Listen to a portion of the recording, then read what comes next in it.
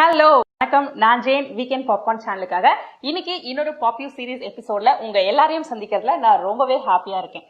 வீடியோக்கு போறதுக்கு முன்னாடி இன்னும் இந்த சேனலுக்கு சப்ஸ்கிரைப் பண்ணனா மறக்காம சப்ஸ்கிரைப் பண்ணிடுங்க. அண்ட் இந்த வீடியோ உங்களுக்கு பிடிச்சிருந்துச்சுன்னா வீடியோவை லைக் பண்ண மறந்துடாதீங்க அண்ட் வீடியோவை ஷேர் பண்ண மறந்துடாதீங்க. பிகாஸ் இந்த மாதிரி இன்ஸ்பைரிங் அண்ட் இன்ட்ரெஸ்டிங் ஸ்டோரிஸ் எல்லாம் நிறைய பேரை போய் சேரணும் அப்படிங்கிற ஒரே நோக்கத்துல தான் நான் இந்த ஷோவே ரன் பண்றேன். ஓகே, இப்ப நம்ம இன்டர்வியூக்கு போலாம். இன்னைக்கு ஷோல நம்ம கூட பேச போறது யாரு அப்படின்னா ஒரு popular dancer turn dance choreographer Noble Paul அவர்கள். 90sல வந்த தமிழ் மூவி சாங்ஸ் எல்லாத்துலயுமே முகவாசி டர்ன் ஹீரோக்கு பக்கத்திலேயே பேக்ரவுண்ட்ல ரொம்ப லைவ்லியா வைப்ரண்டா டான்ஸ் பண்ணக்கூடிய அந்த சிரிச்ச முகம் உங்க எல்லாருக்குமே தெரிஞ்சிருக்கும். சோ அவரோட தான் இன்னைக்கு நம்ம பேச போறோம்.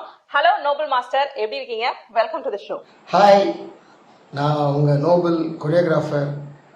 ரொம்ப சந்தோஷம். அந்த ஒரு விஷயத்தில் நான் பார்ட்டிசிபேட் பண்ணுறதுக்காக ரொம்ப மகிழ்ச்சியாக இருக்கேன். உங்கள் எல்லாரையும் பார்க்கறதுல ரொம்ப சந்தோஷம். Thank you so much for joining us today. இப்போ நம்ம क्वेश्चंसக்கு போகலாம். நான் ஏற்கனவே சொன்ன மாதிரி 90s மூவிஸ்ல உங்களை நிறையவே பார்த்திருக்கோம். வைப்ரண்டான டான்ஸ் மூவ்ஸ், நல்லா ஜெனரஸான ஸ்மைலோட ஆடுவீங்க. உங்களோட டான்ஸ் பெர்ஃபார்மன்ஸ்ல இருந்தே தெரியும் உங்களுக்கு டான்ஸ் எவ்வளவு பிடிக்கும் அப்படின்னு. சோ சொல்லுங்க, உங்க வாயில கேட்போம், உங்களுக்கு டான்ஸ் எவ்வளவு பிடிக்கும், டான்ஸ் மேல எப்போ இன்ட்ரெஸ்ட் வந்துச்சு அண்ட் டான்ஸ் கத்துக்கிட்டீங்களா? உங்களுக்கு எல்லாம் தெரிஞ்சபடி சினிமாவில் நான் ஒரு 24-25 வருஷமா இருக்கேன். பிரபுதேவா மாஸ்டர்கிட்ட இருந்து இன்னைக்கு நான் கொரியோகிராஃபர் ஆகி, ராஜ் மாஸ்டர்கிட்ட இருந்து நான் கொரியோகிராஃபர் இன்னைக்கு நான் தனியாக பண்ணிட்டு இருக்கேன். என்னோட முதல் அனுபவம்னு பார்த்தா எப்படி இதில் வந்தோம் அப்படின்னா, இது ஒரு உண்மையிலே ஆக்சிடென்டல் தான். நான் சினிமா காரணம் இல்லை, சினிமாவில் என்னோட அப்பா அம்மா அந்த மாதிரிலாம் யாருமே அப்படிலாம் கிடையாது. ரொம்ப ஆர்த்தடாக்ஸ் ஃபேமிலி நாங்கள். நான் சும்மா ஒரு 8th படிக்கும்போது பிரேக் டான்ஸர். அந்த நமக்கு குருலாம் யாருமே கிடையாது. சும்மா டிவி போட்டு டிவியில் வர்ற அந்த ஸ்டெப்பெல்லாம், அப்போ அந்த டெக்குன்னுவாங்க இல்லையா, அதில் போட்டு நிறுத்தி ஸ்டெப்பெல்லாம் நம்ம பண்ணது. அப்படி தான் நம்ம ப்ராக்டிஸ் பண்ணது. மைக்கேல் ஜாக்சனோட சாங்ஸை போட்டு நிறைய பல வெஸ்டர்ன் சாங்ஸு எல்லாம் போட்டு அந்த ஸ்டெப்பை நிறுத்தி படித்தது. அப்படி தான் கற்றுக்கிட்டது. அது விளையாட்டாக பண்ணிட்டு இருந்தது. அப்படியே காலேஜ் போகும்போது இன்டர் காலேஜ் காம்படிஷன் நிறைய ப்ரைஸ் அது இது பண்ணிட்டு ஒரு காலகட்டத்துக்கு மேலே இதுலேருந்து அவ்வளோதான், வேறு வேலைக்கு போகணும், காலேஜுக்கு அப்புறம் ஒன்றும் பண்ண முடியாது, டான்ஸ் எல்லாம் விடணுன்றப்போ ரொம்ப இதுவாக இருந்தது. ஸோ ஒரு விளையாட்டாக நம்ம கூட இருந்த ஒரு ஃப்ரெண்டு என் கூட காலேஜில் படித்தவர் சினிமாவில் பண்ணார். ஜாயின் பண்ணிவிட்டு நீயும் வா அப்படின்னு சொல்லி நான் ரொம்ப இன்சிஸ்ட் பண்ணிட்டே இருந்தேன். சரி, எனக்கு ஒரு ஆசை, என்னதான் இருக்குன்னு பார்க்கலாம் அப்படின்ட்டு வந்தேன். நான் வர டைம் தான் பிரபுதேவா மாஸ்டர் அப்படி மேலே வர்ற டைம். ஸோ அப்போது நான் அவர் கூட ஜாயின் பண்ண ஆரம்பித்தேன். இது பியூர்லி ஆக்சிடென்டல், எதுவும் பிளான் பண்ணிலாம் நான் என் வாழ்க்கையில் இதை ப்ரொஃபஷனாக வரும்னு நான் கனவுல கூட நினைக்கல. ஆனால் இன்றைக்கி அது எனக்கு ப்ரொஃபஷனாக இருக்குது. இன்றைக்கி அதுதான் எனக்கு சோறு போட்டுதுன்னு சொல்லலாம். அந்த அளவுக்கு எனக்கு வாழ்க்கையில் முக்கியமான அங்கமாகிடுச்சு சினிமா. எவ்வளோ பிடிக்கும்னு எப்படி சொல்கிறதுங்க, ரொம்ப லவ். அந்த ஓவர் லவ்னால தான் அதை விட முடியாமல் தான் காலேஜ் முடித்த உடனே ஒரு 2 வருஷம் டான்ஸை விடவே முடியலை. அதனால தான் ஏதாவது ஒன்று பண்ணிட்டு டான்ஸ். அப்போ இன்றைக்கி மாதிரி அன்றைக்கி இவ்வளோ பெரிய பிளாட்ஃபார்ம், டிவி ஷோஸ், ரியாலிட்டி ஷோஸ்லாம் கிடையாது. நான் சொல்கிறது 90ல், நான் 90ல் முடித்தேன் காலேஜ். அதுக்கப்புறம் ஒன்றும் இந்த மாதிரிலாம் எதுவுமே கிடையாது. ஸோ நான் வீட்லேயே ஆடி அதை விட முடியாமல் அதில் இருந்து. ஸோ சினிமா வரும்போது கரெக்டாக பிரபுதேவா மாஸ்டர்கிட்ட ஜாயின் பண்ணும்போது அவர் கூட இருந்து அப்படியே தான் எனக்கு அது ஒரு தீனி போட்ட மாதிரி இருந்தது. ஸோ ரொம்ப சந்தோஷமாக இருந்தது. ரொம்ப விரும்புகிற லவ் பண்ணுற தொழிலுக்கு கிடைக்கிற காசு இன்னும் அதிகம். ஸோ அது ரொம்ப ரொம்ப சந்தோஷம். ஒரு காலகட்டத்துக்கு மேலே அது இல்லாமல் முடியாது அப்படின்ற மாதிரி இருந்துச்சு. அதுக்கப்புறம் நிறைய ஃபேமு, நிறைய பணம். பிரபு மாஸ்டர் இருந்தாலே பெரிய ஆல் 30 டேஸும் ஷூட்டு. அதுவும் நான் ரொம்ப பிஸி டான்ஸர் ஆகிட்டாங்க. ஸோ அவர் கூடவே ஃப்ரெண்டில் எல்லா ஹீரோவும் பக்கத்தில் ஆடும்போது ஸோ அது ரொம்ப பெரிய லெவலுக்கு போயிட்டு அதுக்கப்புறம் தவிர்க்க முடியாத ஒரு டான்ஸர் ஆகிட்டேன். அது உண்மையிலே காட் கிஃப்ட்னு தான் சொல்லுவேன். Okay, very interesting. சோ சொல்லுங்க, உங்களோட ஃபர்ஸ்ட் டான்ஸ் வாய்ப்பு எப்படி வந்துச்சு? முதல் நாள் ஷூட், அந்த ஃபர்ஸ்ட் டைம் கேமரா முன்னாடி ஆடுற அந்த எக்ஸ்பீரியன்ஸ் எப்படி இருந்துச்சு, அதை பத்தி கொஞ்சம் சொல்லுங்க. என்னோட முதல் ஷூட்டிங் அனுபவம் பார்த்தீங்கன்னா ரொம்ப இன்ட்ரெஸ்டாக இருந்தது. தாரா மாஸ்டர்னு ஒரு பெரிய மாஸ்டர், தெலுங்குல ரொம்ப பெரிய ஃபேமஸ் மாஸ்டர். அவங்களுடைய மாஸ்டராக அவங்க பண்ண பாட்டில் தான் ஃபர்ஸ்ட் வாய்ப்பு. நான் எப்படி சினிமாக்குள்ளே வந்தேன்னா, நான் பியூர் பிரேக் டான்ஸர். நான் எனக்கு இந்த சினிமா ஃபோக்கு, இந்த கிளாசிக்கல்லாம் தெரியாது. நான் எப்படி பேட்ச்னா சும்மா ஜஸ்ட் லைக் தட் சினிமாவில் சேரல, ஆடி காமிச்சு நான், லாரன்ஸ் மாஸ்டர், ஒரு சில பேர், நான் லாரன்ஸ்லாம் சேம் டே ஜாயின் பண்ணோம் 92ல். ஸோ அது எனக்கு ஒரு பெரிய இது, ஆடி காமிச்சு டேலண்ட்டை ப்ரூவ் பண்ணி அதுக்கப்புறம் நான் பக்கா பிரேக் டான்ஸர். அந்த ஆசை படத்தில் பால்லாம் வச்சு பண்ணுவோம், பார்த்துருப்பீங்க ஒரு பாட்டு. அந்த பாட்டில் அந்த பால்லாம் நான் அப்பவே பண்ணேன். ஸோ நான் நூச்சாக வச்சு டான்ஸ் நிறைய ஒரு வித்தியசமாக காலேஜில் பண்ண நல்லா கொண்டு வந்து முதல்ல டான்ஸ் யூனியனில் ப்ராக்டிஸ் ஷோ அவங்களுக்கு ஆடிஷனுக்கு ஆடி காமிச்சு கிளாப் வாங்கின 4 பேரில் நானும் ஒரு ஆள். நான் ஆரஞ்சு மாஸ்டர் எல்லாமே கிளாப் வாங்கணும், எல்லாரும் தனித்தனியாக ஆடி காமிச்சு. ஸோ அங்கேருந்து வெரி நெக்ஸ்ட் டே என்னை கொண்டு போயிட்டு அந்த தாரா மாஸ்டரோட இந்த மாதிரி புதுசாக பசங்க வந்திருக்காங்க, ரொம்ப நல்லா பண்ணுறாங்கன்னு என்னை கொண்டு போய் அதில் விட்டாங்க. ஸோ அது எனக்கு பயங்கர த்ரில்லிங்காக இருந்தது. முதல் நாள் ஷூட்டிங் போகிறேன், முதல் நாள் ஷூட்டிங் கேன்சல். எல்லாரும் பயங்கர ஹாப்பியாக ஜாலியாக கிளம்புறாங்க, ஏன்னா அவங்களுக்கு எனக்கு லீவ் கிடச்ச மாதிரி. எனக்கு ஃபர்ஸ்ட் டே ஷூட்டிங் எப்படி இருக்கும், எனக்கு அழ ஆரம்பிச்சிட்டேன். அப்படியே ஒரு வாரம் உட்காந்து அழுதுட்டு இருந்தேன். எல்லாரும் என்ன ஆச்சு எப்படின்னாங்க, இல்லை எனக்கு ஃபர்ஸ்ட் டே ஷூட்டிங் இப்படி ஆகிடுச்சு. உடனே எல்லாம் சொன்னாங்க முதல் நாள் ஷூட்டிங் கேன்சல் ஆனால் சினிமாவில் பயங்கர லக்கு. இளையராஜா சார் முதல் ரெக்கார்ட் பண்ணும்போது லைட் போயிடுச்சான், அவர் பேர் எவ்வளோ பெரிய அப்படிலாம் சொன்னாங்க. எனக்கு கொஞ்சம் சரி ஏதோ நம்மளை ஆறுதல் படுத்த சொல்கிறாங்க, நானும் விட்டேன்.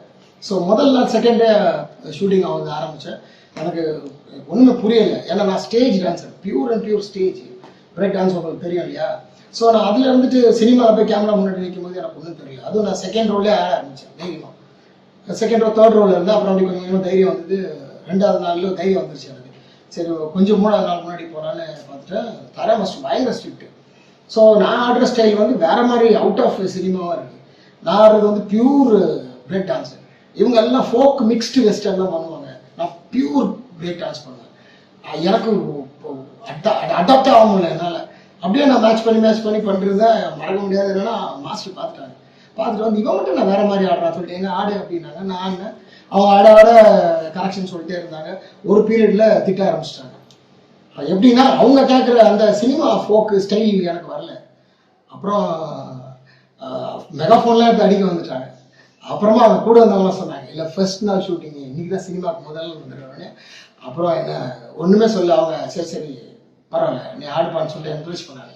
ஸோ அன்னைக்கு கொஞ்சம் பயத்தோடு இருந்தது.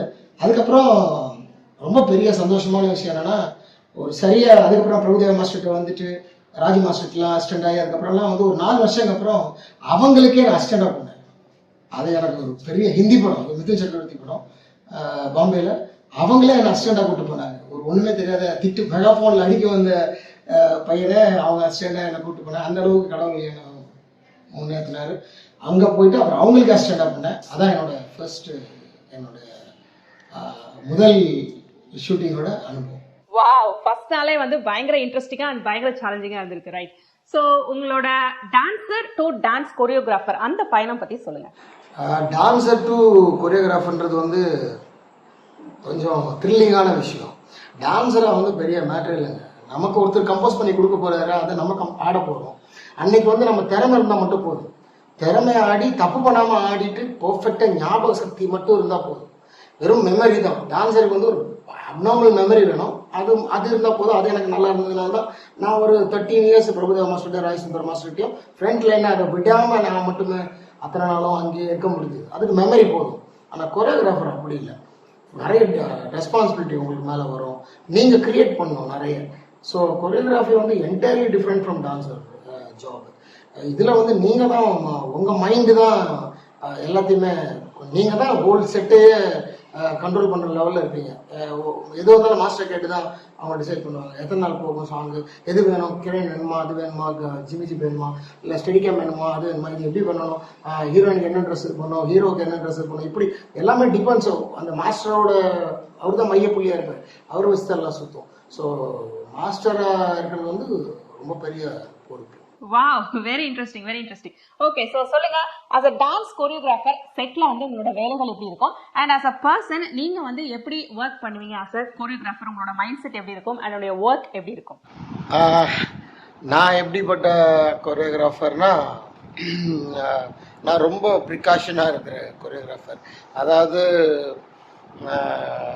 ஃபர்ஸ்டே எனக்கு வந்து சாங் எனக்கு கையில் கிடச்ச உடனே ரொம்ப ஆள்தான் எல்லாத்தையும் மறந்துடுவேன். ஃபுல் அண்ட் ஃபுல் வந்து அது மேலே தான் இருப்பேன். திரும்ப திரும்ப கேட்பேன். அந்த ஃபஸ்ட்டு படத்தில் முதல் டெபியூ சாங் பண்ணும்போது எப்படி ஒரு 40 வாட்டி கேட்டணும், அது மாதிரி ஒரு 10 வாட்டி அது இப்போ கேட்டுருவேன். இப்போ இவ்வளோ வளர்ந்த பிறகும் கண்டிப்பாக கேட்பேன். ஏன்னா கேட்கும்போது நிறைய ஐடியாஸ் வரும். அதனால் அதை கொஞ்சம் ரொம்ப இது பண்ணிப்பேன். அதுக்கடுத்து பார்த்தீங்கன்னா அது வேற என்னென்ன பண்ணலாம் அப்படின்னு சொல்லிட்டு என் அசிஸ்டண்ட்டை போய் டார்ச்சர் பண்ண ஆரம்பிச்சிடுவேன். டான்சர்ஸோட ரிஹர்சல் வந்து நம்ம ஷூட்டிங் ஒரு நாள் முன்னாடி தான் பண்ண முடியும், அப்போ தான் ப்ரொடியூசர் அலோவ் பண்ணுவாங்க. ஆனால் அதுக்கு முன்னாடியே என் அசிஸ்டண்ட்டை டார்ச்சர் பண்ணி நான் ஒரு 2 நாள் முன்னாடி அவனை வர வச்சு நான் என்னென்னு பண்ணின்னு பார்த்திடுவேன். எனக்கு என்னன்னா ஆன் த ஸ்பாட் போய் பண்ணுறது ஓகே தான், ஆனால் நான் கொஞ்சம் பிரபுதேவா மாஸ்டர் ஸ்கூலு அவருக்கு ரொம்ப பிடிக்கும்.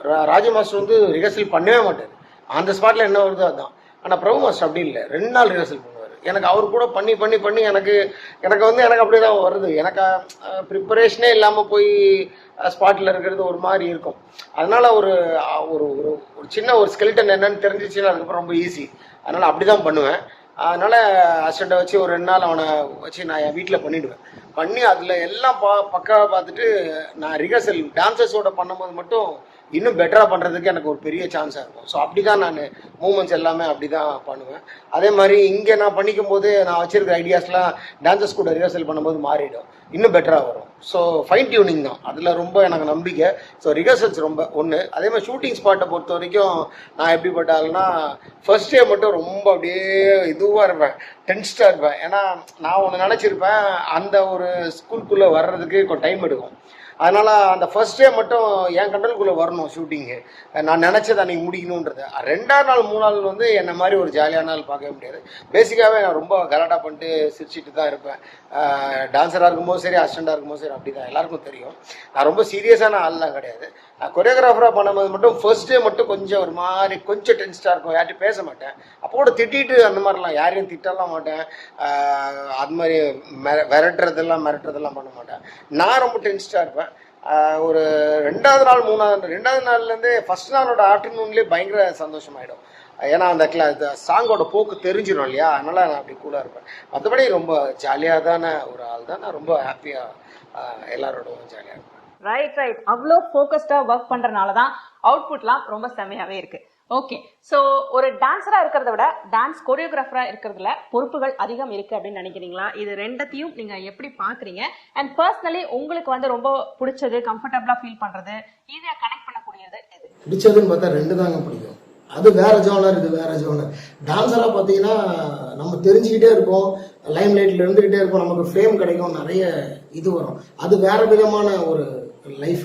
அது ரொம்ப ஒரு மாதிரி காட்டு குதிரை மாதிரி ரொம்ப ஜாலியாக இருக்கும், ரொம்ப த்ரில்லிங். டே பை டே புது புது ட்ரெஸ்ஸு போடலாம், புது புது லொக்கேஷன், புது புது ஸ்டெப்பு அப்படின்னு நிறைய வரும். பட் கொரியோகிராஃபராக வந்து ரொம்ப ரொம்ப பொறுப்பு ஜாஸ்தி.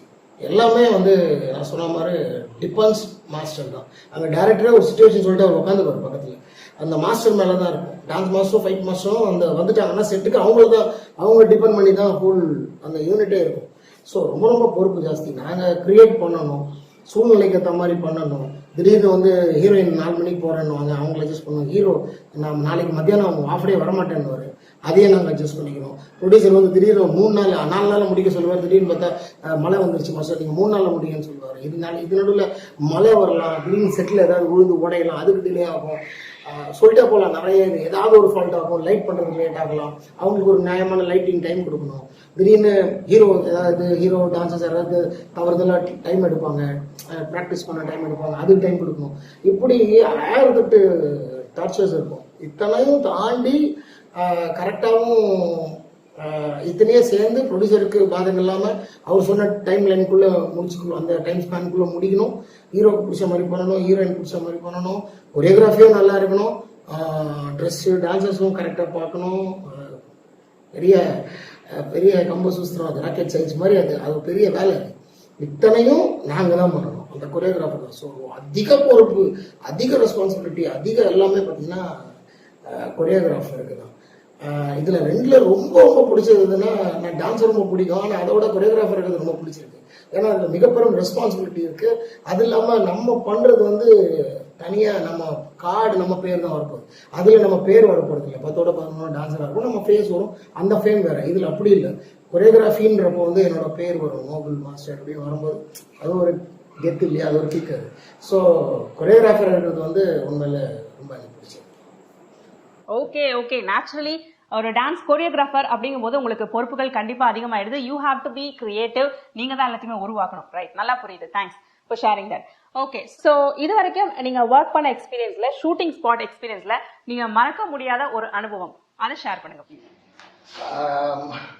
நெக்ஸ்ட் மறக்க முடியாத அனுபவம் வந்து நிறைய இருக்கு, ஏகப்பட்டது இருக்கு சினிமாவில். பட் ரொம்ப ஸ்பெசிஃபிக்கான 2-3 சொல்கிறேன்.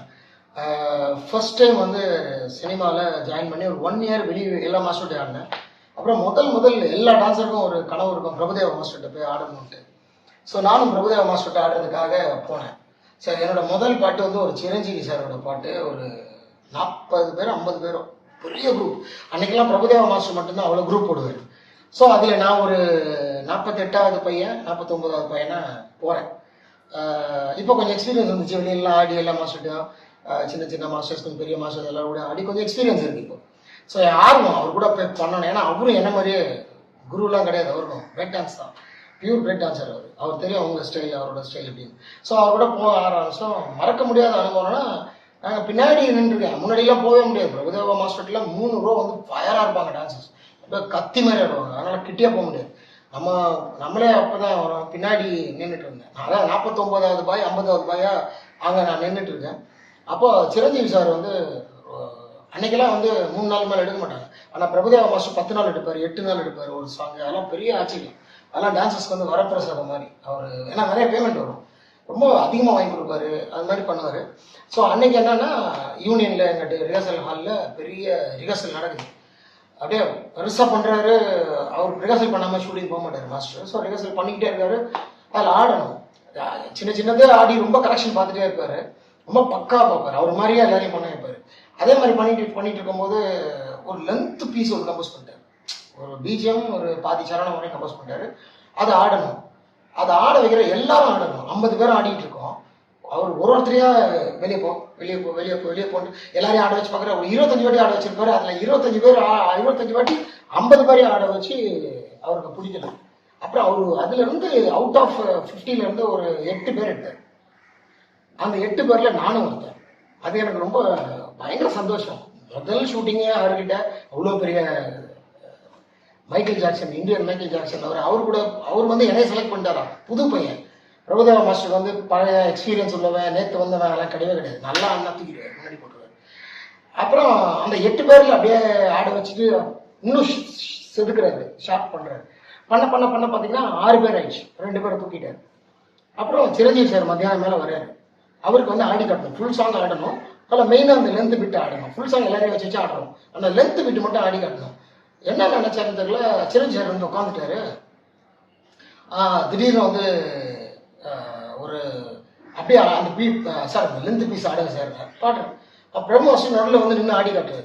ஆடும்போது திடீர்னு என்ன பண்ணாரு, என்ன நினைச்சாரு தெரியல, இன்னும் 2 பேர் தூக்கிட்டு என்ன தூக்கி ஃப்ரண்ட்ல போட்டார். இதான் பிரபுதேவா மாஸ்டர்னா நான் இங்கே, இன்னொரு பையன் அங்கே, ஜானி இங்கே, அப்படி எல்லாம் இருக்கும். எனக்கு பயங்கர சந்தோஷம் தாங்க முடியல, பயமாவும் இருக்கு. ஆனாலும் கான்சன்ட்ரேஷன் ஃபுல்லாக பிரபு மாஸ்டர் மேலே இருக்கு. சிரஞ்சீவி சாரோட அந்த லென்த் பீஸ் கிட்டத்தட்ட அது ஒரு 50 செகண்ட் வரும். அவ்வளோ பெரிய லென்த் மூமெண்ட்டாக ஆடி நிறுத்தணும், எல்லாரும் கிளாப் பண்ணாங்க. என் வாழ்க்கையில் மறக்கவே முடியாத, அதுவும் முதல் பிரபு மாஸ்டரோட முதல் அனுபவமே எனக்கு அவரோட பக்கத்தில். அன்னையிலேருந்து நம்ப மாட்டீங்க, அன்னையிலேருந்து அடுத்த இதுலேருந்து அவர் பக்கத்தில் ஆட ஆரம்பிச்சேன். எல்லா பாட்டு முக்காபுலா ஊழலா பேட்டராப்பு ஓமியா ஆட்டம் போட்டால் என்ன பாட்டாக இருந்தாலும் நான் பக்கத்துலேயே நிற்பேன். நான் தான் இந்த பக்கத்தில் இருப்பேன். கேமராக்கு அவரோட வலது கை, நான் தான் இந்த பக்கம் நின்றுட்டு இருப்பேன். எல்லா படத்துலையும் எல்லா பாட்டிலையும் அவர் கூட ஆரம்பித்தேன். அது எனக்கு மறக்க முடியாது. ரெண்டாவது இன்னொன்றுன்னா, நான் வந்து கண்டுகொண்டேன் ஷூட்டிங் பண்ணிட்டு இருக்கோம். இங்கே நைட் ஷூட்டிங்கு. ஐஸ்வர்யா ராயோட டேட் இல்லை, அன்னையோட முடியுது. ஸோ அப்போ அவங்க என்ன பண்ணாங்க, இதை முடிச்சுட்டு வேற இது போகணும். எங்கள் மாஸ்டர் வந்து மறுநாள் காலையில் அந்த டக்கு சிக்கு அந்த பாட்டு இருக்குல்ல, மேகம் கருக்குது சோதிகா பாட்டு, அந்த பாட்டுக்கு நாங்கள் வந்து சாலக்குடி போகணும். சாலக்குடியில் இருந்து இங்கே நைட் இப்போ கிளம்பி நாங்கள் போனால் தான் எர்லி மார்னிங் ஃப்ளைட்டை பிடிச்சி அங்கே போய் சேரணும்.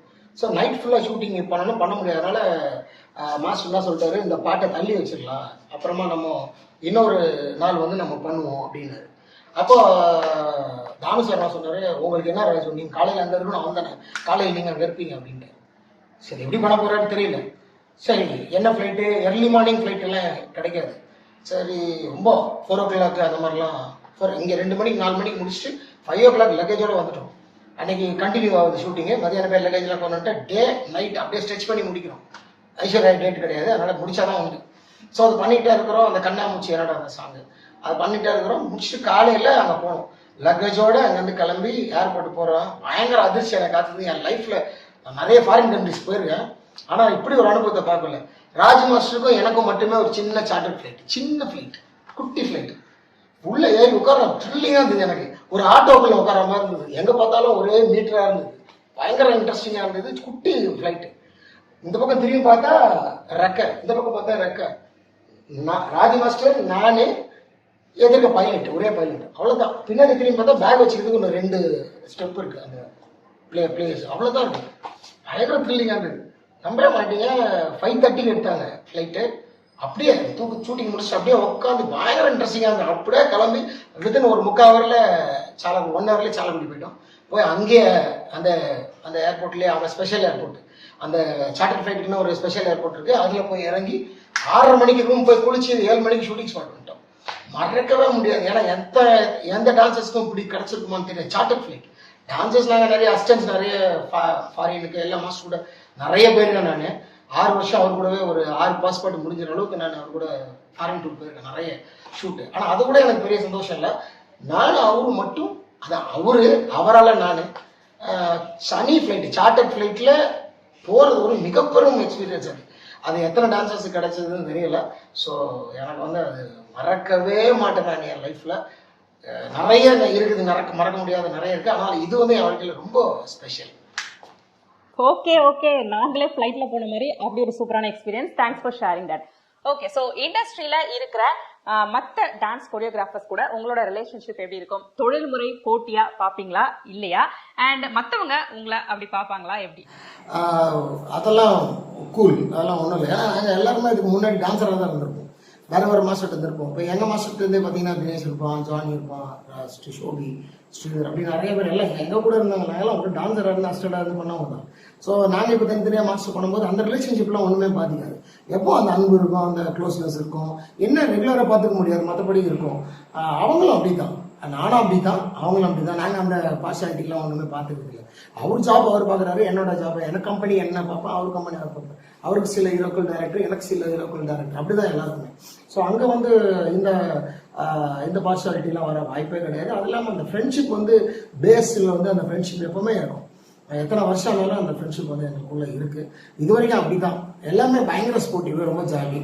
ஒருத்தர் பாராட்டிப்போம். ஒருத்தர் ஹிட் ஆயிடுச்சுன்னா நான் உடனே SMS போட்டுருவேன், சூப்பராக பண்ணலாம் அப்படின்னு எந்த மாதம் இருந்தாலும் நான் போடுவேன். அதே மாதிரி அவங்க போடுவாங்க. ஸோ வெரி குட் ரிலேஷன்ஷிப், அதில் no doubt. Very sweet, very sweet. So அப்படி இருக்கிறதா வந்து ஒரு ஆரோக்கியமான சூழ்நிலையை உருவாக்கும், உங்களுக்கும் சரி மற்றவங்களுக்கும் சரி, right? So as a dance choreographer உங்களோட ப்ரொஃபஷனில் உள்ள சேலஞ்சஸ் என்னென்ன? ஒரு கொரியோகிராஃபராக பண்ணுற சில விஷயங்கள் வந்து நிறைய சேலஞ்சஸ் இருக்குது. சம்டைம்ஸ் அந்த 3 நாளில் முடிச்சிடணும். டான்சர்ஸை வந்து திடீர்னு கம்மி பண்ணி அவங்கள வந்து அமுச்சிடணும். சில இப்போ 40 பாய்ஸ் போடுறோம்னா அது ஒரு நாள் எடுத்துகிட்டு மீதி ஒரே நாளில் அவங்கள அமுச்சிட்டு பண்ணணும். நாட் பிகாஸ் ஆஃப் ப்ரொடியூசர், அவங்களுடைய இஷ்யூக்காக. ஸோ இப்படி சில பிரச்சனைகள் இருக்கும், சில அந்த மாதிரி இருக்கும். அப்புறம் சில ஆர்டிஸ்டோட அவங்களுக்கு ஏற்ற மாதிரி பண்ணணும், அந்த சில விஷயங்கள் இருக்கும். அப்புறம் நம்ம சில ப்ராப்பர்ட்டிஸ் கேட்டிருப்போம், அப்படி பண்ணணும் அப்படி பண்ணணுன்ட்டு. ஸோ அந்த ப்ராப்பர்ட்டிஸ் நமக்கு சிலதெல்லாம் கிடைக்காது, திடீர்னு வந்து இல்லைன்னு சொல்லுவாங்க. ஆனால் அந்த நேரத்தில் நம்ம அதை சமாளிக்கிற ஒரு ஆப்ஷன் பி வச்சுருக்கணும். இப்படி இல்லைன்னா அப்படின்ட்டு அது மைண்டில் ஓடிட்டே இருக்கும். நான் அப்படி தான் ஆப்ஷன் சி வரைக்கும் வச்சுப்பேன். இது இல்லைனா அது, அது இல்லைனா அது அப்படின்ற மாதிரி போயிடுவேன். அதனால் ரொம்ப தைரியமாக தான் இருப்பேன். என்ன ஒன்று அதே நினச்சிக்கிட்டே இருக்கணும் எப்போவுமே. எனக்கெலாம் வந்து என் ஒய்ஃபு பிள்ளைங்கள்லாம் யாவுமே வராது. பேக்கப்னோடனே தான் என் ஒய்ஃப் ஞாபகமே வரும், பிள்ளைங்க ஞாபகமே வரும். அந்தளவுக்கு நான் வந்து அதில் தான் இருப்பேன் மோஸ்ட்லி ஷூட்டிங். ஏன்னா நம்மளை நம்பி நம்ம ஷோல்டரில் அந்த பொறுப்பு கொடுத்துருக்காங்க அப்படின்றப்போ நான் வந்து அதில் தான் மேக்ஸிமம் இருப்பேன். அதை பற்றி தான் நான் யோசிச்சுட்டே இருப்பேன். வேறு எதுவும் ஃபோன் கால்ஸு அந்த நெட்டில் இருக்கிறது அதெல்லாம் பண்ணவே மாட்டேன், இதிலே தான் உட்காந்துருப்பேன். அது இல்லாமல் அடுத்து என்ன பெரிய சேலஞ்ச் என்னென்னா, எல்லா ஹீரோவும் டான்ஸராக இருக்க மாட்டாங்க. அதனால் அந்த ஹீரோவுடைய மைனஸை மெயினாக காட்டிடக்கூடாது. ஒரு ஹீரோவுடைய மைனஸ் காட்டவே கூடாது. அவரை வந்து பயங்கர மேக்னிஃபிஷண்ட்டாக அவரை மாதிரி ஒரு சூப்பர் ஹீரோ இல்லைன்ற மாதிரி தான் காட்டணும். அது பெரிய சேலஞ்சு. அது வந்து என்னை பொறுத்த வரைக்கும் நான் ரொம்ப பெஸ்ட்டாக பண்ண ட்ரை பண்ணுவேன். ஏன்னா அவங்களுடைய ஒரு விஷயத்தில் கூட அவங்களும் கம்ஃபர்டபுளாக ஃபீல் பண்ணணும். அதே நேரத்தில் ஆடியன்ஸுக்கு ஸ்க்ரீனில் பார்க்கும்போது ரொம்ப தப்பாக தெரிஞ்சிடவே கூடாது, இன்ட்ரெஸ்டாக இருக்கும். அதனால் அதில் ரொம்ப கான்சன்ட்ரேட் பண்ணுவோம். மற்றபடி இதை தாண்டி பெரிய சேலஞ்சுன்னு பார்த்தீங்கன்னா, திடீர்னு மழை பெஞ்சிரும், திடீர்னு நம்ம நினச்ச லொக்கேஷன் கிடைக்காது. அந்த மாதிரி நேரத்துலலாம் வந்து ஆப்ஷன் பி ஆப்ஷன் சின்னு சொல்லிட்டு டக்குன்னு அதை மாற்றி அந்த டைம் ஃப்ரேம்குள்ளே முடிக்க ட்ரை பண்ணும். அது ஒரு பெரிய ஒரு சவால் அது. ஏன்னா ப்ரொடியூசர் நம்பி இருப்பார், இந்த டேட்டு மட்டும்தான் இருக்கும், இந்த ஹீரோவுக்கு இந்த டேட்டு தான் இருக்கும், அதை தாண்டி அந்த ஹீரோ வந்து போயிடுவாருன்ற மாதிரி கண்டிஷன். அதுக்குள்ளே அதை முடிக்கணும், மழை வந்தாலும் முடிக்கணும், அப்படியெல்லாம் பண்ணி சமாளித்து கொண்டு வரணும். ஸோ இதில் பெட்டராகவும் பண்ணணும், கொஞ்சம் டிஃப்ரெண்ட்டாகவும் ட்ரை பண்ணணும். டிஃப்ரெண்ட்டாக ட்ரை பண்ணுறதுக்கு நாட்கள் நிறைய வேணும். ஸோ அது சம்டைம்ஸ் கொடுப்பாங்க, பல நேரம் கொடுக்க மாட்டாங்க, 90% கிடைக்காது, 3 டேஸில் தான் முடிக்கணும். அப்படின்றப்போ ஒரு சேலஞ்சு அது. என்னைக்காவது ஒரு நாள் 2 டேஸில் முடிக்கணுன்ற மாதிரி வரும், அப்பவும் பண்ணணும். லொக்கேஷன்ஸு நம்ம நினச்ச லொக்கேஷன்ஸ் கிடைக்காது, சில நேரம் ட்ரெஸ்ஸஸ் வராது, நம்ம நினச்ச ட்ரெஸ்ஸஸ்ஸு ஆர்டர்லாம் பண்ணியிருப்பாங்க, ஆனால் இங்கே வந்து சேர ப்ராக்டிக்கலாக டைம் எடுத்துருக்கோம், மாற்றி ஆல்டர்னேட்டிவாக பண்ணணும். பல பிரச்சனைகள் இருக்குது ஒரு கொரியோகிராஃபருக்கு. அந்த 3 நாளும் நாங்கள் தான், டைரக்டர் வந்து நம்ம கூட இருப்பார், ஆனால் நம்ம ஷோல்டரில் தான் அந்த பொறுப்பு இருக்கும். அதனால் பெரிய சேலஞ்சஸ் தான், அதை தாண்டி தான் ஜெயிக்கணும். ஓகே, நல்லா புரியுது, உங்க சேலஞ்சஸ் நல்லா புரியுது. ஸோ புதுசா வந்து டான்ஸராவோ இல்ல டான்ஸ் கோரியோகிராஃபராவோ ஆகிறதுக்கு சான்ஸ் தேடி வர ஆஸ்பைரிங் டான்சர்ஸ், இவங்களுக்கு வந்து நீங்க சொல்ல விரும்புற சஜஷன் என்ன? இப்போ வளர்ந்து வர வந்துகிட்டு இருக்க சினிமாவை ப்ரொஃபஷனா எடுக்கணும்னு நினைக்கிறவங்களுக்கு என்னோட அட்வைஸ் ஒன்று தாங்க. தயவுசெய்து நீங்க உங்களை சுய பரிசோதனை பண்ணிக்கோங்க. உங்க கெரியர்ல இதை நீங்க உங்க கெரியர்ல ப்ரொஃபஷனா நீங்க எடுக்க போறீங்களா, இல்லை சும்மா டைம் பாஸா தயவுசெய்து போயிடுங்க. கரியரில் நீங்கள் எடுக்கிறதா இருந்தால் யோசிங்க, உங்களால் வித்ஸ்டாண்ட் பண்ண முடியுமா, சர்வே பண்ண முடியுமான்னு. ஏன்னா நான் 92 வரும்போது கதை வேறு, இப்போ கதை வேறு. இப்போ பயங்கர காம்படிஷனு, எங்கேருந்துலாம் வராங்க. ஸோ இன்னைக்கு அதில் தாண்டி நான் இதில் நினச்சி நிற்கணும். நிறைய you need to sacrifice allowed. ரொம்ப அவமானங்கள் பட வேண்டியிருக்கும், ரொம்ப வெயிட் பண்ண வேண்டியிருக்கும், பேஷன்சி ரொம்ப தேவை. ஏன்னா இப்போ ரொம்ப ஜாஸ்தி ஆகிடுச்சு. அது மாதிரி நான் வந்த பீரியடில் வேறு ரொம்ப ஈஸியாக இருந்தது, இப்போ அப்படி இல்லை, நிறைய இதாகிடுச்சு. அது இல்லாமல் உங்கள் குடும்ப நிலைமையை பார்த்துக்கோங்க. ஏன்னா குடும்ப நிலைமை ரொம்ப இம்பார்ட்டண்ட்டு. குடும்ப நிலைமையை பார்த்துக்கிட்டு இதில் வாங்க. இன்றைக்கி வந்து கார்டு, ஒரு சினிமாவில் சேர்ந்து கார்டு எடுக்கணும்னா ஒரு 5,00,000 ரூபாய் கிட்டத்தட்ட தேவைப்படும். அதை வந்து நீங்கள் ரிகவர் பண்ணி எடுக்கணும்னா அன்னைக்கு ஈஸி. இன்றைக்கி வந்து ஏன்னா அன்றைக்கி அவ்வளோ ஒர்க் நடந்தது, இன்றைக்கி அவ்வளோ நடக்கலை, அந்த அளவுக்கு இல்லை, ஷூட்லாம் நிறைய குறைஞ்சிருச்சு. இதுதான் உண்மை. இன்றைக்கி சினிமாவுடைய போக்கு அப்படி தான் இருக்குது. அப்படி இருக்கும்போது நீங்கள் கொஞ்சம் யோசிச்சு வாங்கன்னு தான் நான் சொல்கிறேன். இல்லை என்னோட பேஷன், எனக்கு ரொம்ப லவ் டான்ஸ் பண்ண அப்படின்னு சொல்கிறவங்க ப்ரொஃபஷனாக எடுக்கலாமா, எடுத்தால் நான் நிற்பேனா, உங்களுக்கு தன்னம்பிக்கை இருக்கா, இருந்தால் எடுங்க. அதே மாதிரி தயவுசெய்து உங்களுக்கு ஒரு சப்போர்ட் இருக்கணுங்க. யாரோ ஒரு குடும்பத்தில் ஒரு சப்போர்ட் இருக்கணும். உங்களுடைய தங்கச்சியாக இருக்கலாம், அண்ணனாக இருக்கலாம், அப்பாவாக இருக்கலாம், யாரோ ஒருத்தர் உங்களுக்கு பேக்கிங்காக இருக்கணும். உங்களுக்கு வந்து இதில் ஒர்க் வரும், திடீர்னு வராமல் போகும், ஆனால் உங்களுக்கு வந்து பேக்கிங்காக வந்து உங்களை சப்போர்ட் பண்ணுறவங்களா இருக்கணும். அப்படி இருந்தால் நீங்கள் வாங்க. ஏன்னா இங்கே எடுத்த உடனே நீங்கள் உங்கள் பணத்தை நீங்கள் திரும்ப எடுக்கிறது கொஞ்சம் ஸ்ட்ரகிள் தான், 100% ஸ்ட்ரகிள் தான். ஆனால் முந்த மாதிரி குரூப்ஸ் எல்லாம் இப்போ நிறைய இல்லை. அதனால் நீங்கள் சினிமாவுக்குன்னு வர்றவங்க, மற்றபடி பேஷனாக பண்ணுறவங்க எப்படின்னா இருந்துருப்பாங்க, ஜாலியாக ஸ்டேஜில் பண்ணிட்டு போங்க. ஆனால் நீங்கள் பேஷன், இதான் எனக்கு ப்ரொஃபஷனாக எடுக்க போகிறேன், நான் இந்த நோபல் மாஸ்டர் மாதிரி, இந்த ஷோக்கு, இந்த எங்களை மாதிரி எங்கள் பாய்ஸ் எல்லாம் இருக்காங்க இல்லையா, எங்கள் மாஸ்டர்ஸு தினேஷ், ஜானி, எங்களை மாதிரி நீங்கள் வரணும் அப்படின்னு நினச்சிங்கன்னா சாதாரண ஸ்ட்ரகிள் இல்லைங்க, பயங்கரமான ஸ்ட்ரகிள் பட வேண்டியிருக்கும். அதுக்கு ரெடி ஆகிட்டு வாங்க. ஸோ நான் உங்களை டிஸ்கரேஜ் பண்ணுறேன்னு நினைக்காதீங்க. இன்னைக்கு நாட்டு நடப்பு சொல்கிற மாதிரி இன்னைக்கு ஷூட்டிங்கோட நிலவரத்தை நான் சொல்கிறேன். தயவுசெய்து ஒரு வாட்டிக்கு 100 வாட்டி யோசிங்க உங்கள் ப்ரொஃபஷனாக எடுக்கிறதா இருந்தால். இல்லை டபுள் ஐடியா வச்சுட்டு வாங்க, போய் இதில் பார்ப்போம், 2 இயர்ஸ் ஒர்க் அவுட் ஆகலையா டக்குன்னு ஜம்ப் பண்ணிக்கலாம், அப்படி ஒரு ஆப்ஷன் பியில் வாங்க. அப்படி வந்தால் சேஃப், இல்லைனா கஷ்டம். So all the very very very best. Wonderful. Thank you so much for answering all my questions. ரொம்ப பொறுமையா அண்ட் ரொம்ப டீடைல்டா ரொம்ப யூஸ்ஃபுல்லான விஷயங்களை ஷேர் பண்ணிக்கிட்டீங்க இன்னைக்கு. ஸோ நம்மளோட இந்த கான்வர்சேஷன் வந்து ஆஸ்பைரிங் டான்சர்ஸ்க்கும் சரி, ஆல்ரெடி இருக்கிற சீசன் டான்சர்ஸ்க்குமே ரொம்ப யூஸ்ஃபுல்லா இருக்கும் அப்படிங்கிறதுல எனக்கு எந்த சந்தேகமும் இல்லை. Thanks a lot for that. Thank you for வாட்சிங் திஸ் ஷோ. கண்டிப்பா இந்த இன்டர்வியூல இருந்து நீங்க நிறைய நல்ல விஷயங்கள், யூஸ்ஃபுல்லான டிப்ஸ் அண்ட் இன்ஃபர்மேஷனை தெரிஞ்சிருப்பீங்க அப்படிங்கறதுல எனக்கு எந்த சந்தேகமும் இல்லை. ஆமா தானே? அப்படி நீங்க நினைச்சீங்கன்னா கண்டிப்பா இந்த வீடியோவை லைக் பண்ணுங்க அண்ட் மறக்காம இந்த ஃப்ரெண்ட்ஸ் கூட ஷேர் பண்ணுங்க. பிகாஸ் இந்த வகையான யூஸ்ஃபுல்லான இன்ஃபர்மேஷன் எதுவும் உங்களோட ஸ்டாப் ஆயிடக்கூடாது. கண்டிப்பா நிறைய பேரை போய் சென்றடையணும் அப்படிங்கிற நோக்கத்துல தான் நான் இந்த ஷோவே நடத்துறேன். ஸோ மறக்காம ஷேர் பண்ணுங்க அண்ட் உங்க சப்போர்ட்டுக்கு ரொம்ப தேங்க்ஸ். இன்னும் நீங்க சப்ஸ்கிரைப் பண்ணனா மறக்காம சப்ஸ்கிரைப் பண்ணிட்டு அப்புறமா இந்த வீடியோவை க்ளோஸ் பண்ணுங்க. இன்னும் இதே மாதிரி இன்னொரு இன்ட்ரெஸ்டிங் இன்டர்வியூவோட மோட்டிவேஷனல் இன்டர்வியூவோட உங்களை நான் சந்திக்கிறேன். Until then, it's bye from Jane.